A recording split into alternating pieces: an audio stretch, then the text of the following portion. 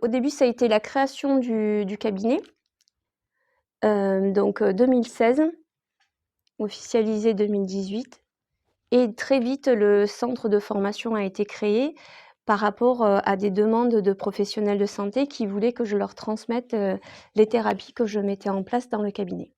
Donc le centre de formation a été créé, donc c'est pas un centre, anodin, c'est-à-dire que c'est un centre référencé à la préfecture, numéro de formateur, numéro d'immatriculation, enfin vraiment c'est un centre, c'est-à-dire que quand vous faites les formations, vous avez une attestation de formation à la fin de toutes les formations, hein.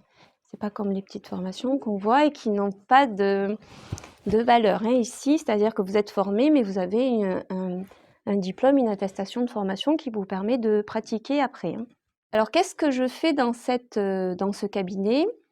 Donc, je prends principalement en charge les douloureux chroniques et évidemment tout type de personnes qui ont, donc comme Eric a mis en image, les personnes qui ont du mal à avancer, les personnes qui ont des blocages dans leur vie. Donc, en premier, je prends en charge la douleur et aussi le stress qu'on va voir après. Donc dans la prise en charge de la douleur, en gros, on a tout ce qui est maladie chronique, quelle qu'elle soit. Donc maladie chronique, ça, c'est assez large. Et puis après, spécifiquement, tout ce qui est fibromyalgie, donc qui est une maladie à part entière, qui est très mal pris en charge par le milieu médical. Et sur le cabinet, on peut vraiment la soulager, sachant qu'après, moi, j'ai créé un protocole vraiment très intéressant sur cette pathologie-là et qui fonctionne bien. La fibromyalgie, c'est une maladie qui, en fait, les personnes sont douloureux chroniques, ils ont mal partout, en général. Voilà. Des fois, il n'y a pas un endroit où ils n'ont pas mal. Et ça entraîne beaucoup d'autres symptômes, c'est-à-dire troubles du sommeil, troubles de l'appétit. Enfin, vraiment, c'est quelque chose d'assez assez problématique. Après, sur le cabinet, on a tout ce qui est soins de support, c'est ce que je vous expliquais un peu tout à l'heure, dans le domaine de la cancérologie. Donc, on va soulager tous les symptômes d'inconfort, c'est-à-dire tous les effets secondaires, notamment. Et puis, évidemment, on va accompagner toutes les personnes en fin de vie. Donc, le but, c'est de l'accompagnement de fin de vie.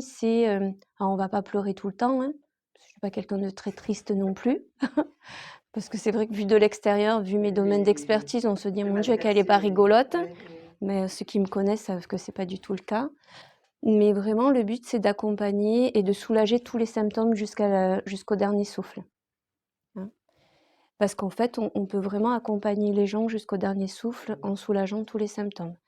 Le symptôme principal, c'est la douleur, mais après, on a tous les autres symptômes qui peuvent être soulagés. Et puis évidemment, toutes les douleurs chroniques, quelles qu'elles soient. Et puis évidemment, on a tout ce qui est rigolo, c'est-à-dire j'accompagne aussi les enfants, les femmes enceintes, les adolescents, les préparations d'examen, beaucoup. Et puis voilà, enfin, vraiment des choses quand même rigolotes, hein. Je fais quand même des ateliers pour les enfants et tout. Ça ne veut pas dire que sur les autres, on rigole pas, hein. Parce que des fois, je fais des accompagnements de fin de vie, on rigole du début jusqu'à la fin quand même, hein. Tout dépend de l'approche qu'on a. C'est-à-dire qu'on peut accompagner quelqu'un, on n'est pas obligé de pleurer du début jusqu'à la fin, hein.